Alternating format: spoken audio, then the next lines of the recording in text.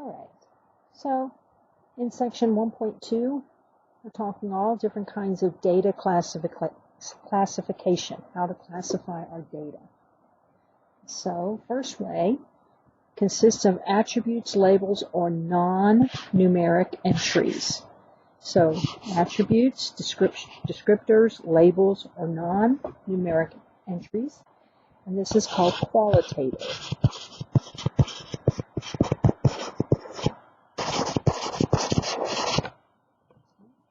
Quantitative data. Then, just like the word quantity, consists of numerical measurements or counts. It's something that you can actually do some numeric things on. So the table on the right shows sports-related head injuries treated in the U.S. emergency rooms during a 5-year span for several sports. Which data are qualitative and which are quantitative? So again, qualitative is a description, something that describes the data, gives it a label, or gives it an attribute. So in this case, then, the sports would be qualitative.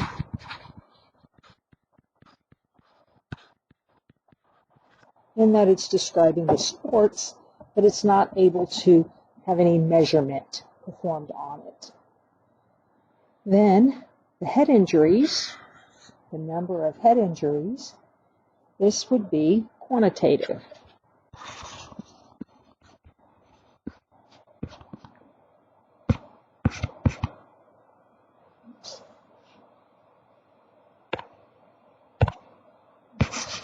Get a little better.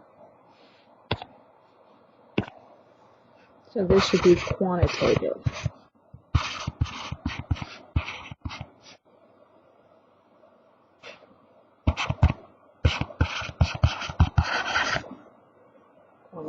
So numerical things that you can actually do some mathematics on.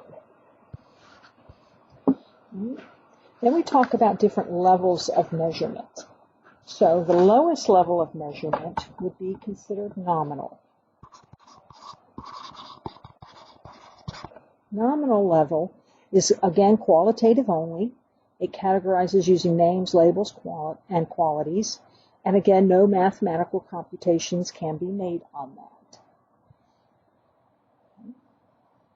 The next level of measurement would be ordinal.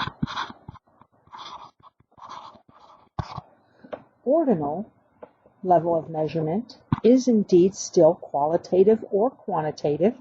It can be arranged in order or rank. So here's really what's important in this one is that you can rank things or they can put them in order.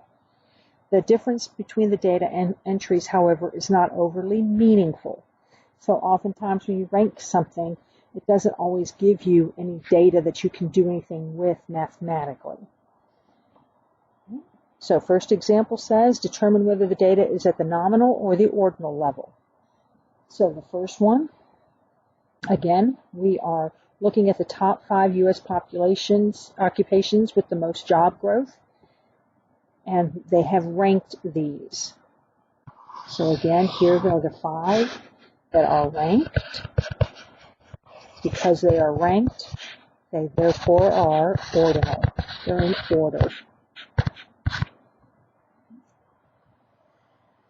However, the second example talks just about movie genres. And movie genres, action, adventure, comedy, drama, horror, although they are alphabetical, again, these are really just categories. And since these are just categories, this is nominal. It doesn't say that I like one better than the other. I'm not ranking them. I'm not putting them in any sort of order. Yes, they are alphabetical, but that alphabetical doesn't change the way that the categories are received. A couple more levels of measurement. The next one is called an interval level of measurement, which is, again, quantitative data. The data can be ordered. The difference now is meaningful, and 0 represents a position on a scale. So as a result, now we're looking at intervals between data. We're actually looking at ways we can order it. We're looking at how this data can be meaningful now. So we're getting into a little bit more mathematical ability to do this. And again, this is quantitative, so it is going to be numbers. Similar, we have a ratio level of measurement. And the ratio level of measurement is similar, again, to the interval. 0 entry is an inherent 0, which means it implies none, and we'll decide what that looks like in a minute. The ratio of 2 data points can be formed, and one data value can be expressed as a multiple of the other.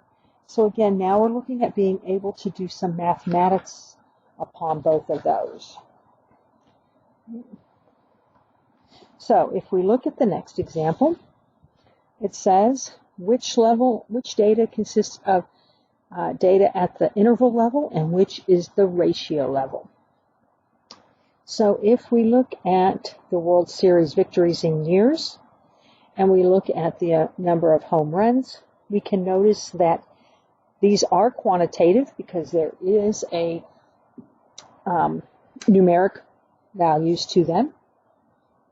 And so if I look at the victories here for the World Series, because they are years, they're also in order from the least to the newest, or from the oldest year to the newest year since they won. I can do some differences from them.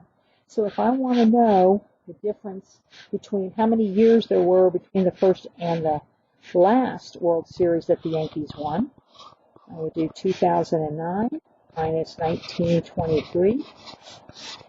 Subtract those two, and I would find out that there was 86 years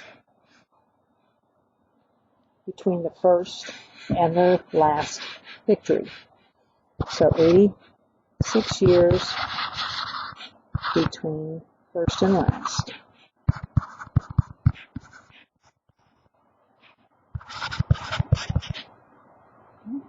So there is some information that I can acquire from this, but truthfully at the end of the day, this is just talking about intervals. So this would be interval only.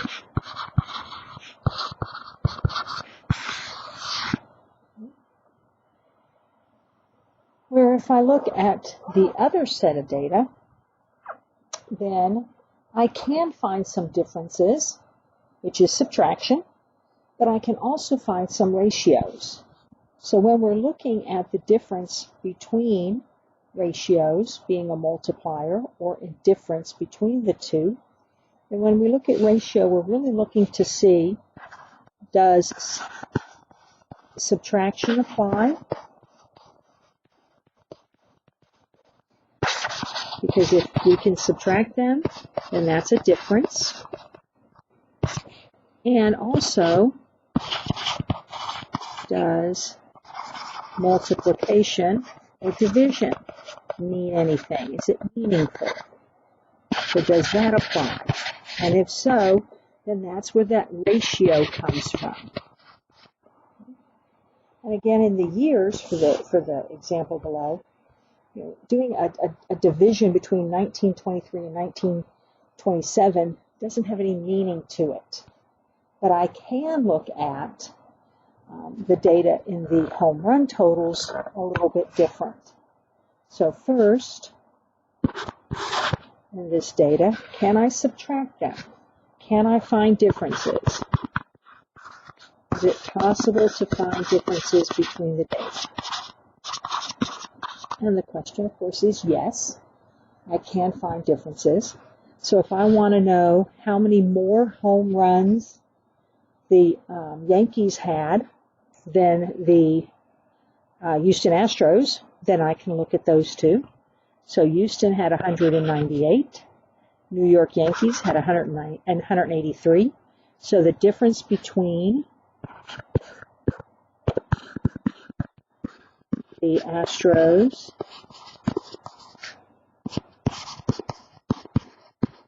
and the Yankees would be 198 minus 183, which is 16, and the Astros hit 16 more home runs than the Yankees. So then the second part of that then is, does multiplication or division apply? Because that would be ratios.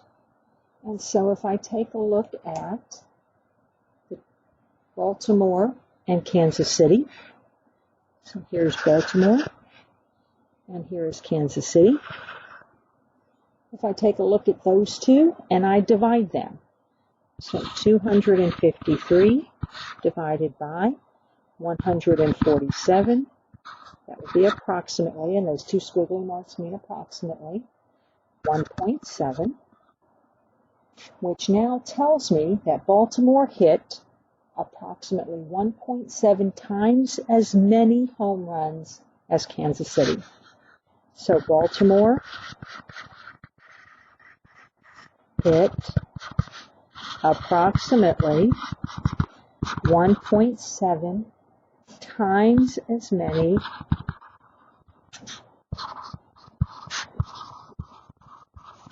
home runs as Kansas City. And since this number means something now, and we can also find a difference between the two, this set of data is considered ratio.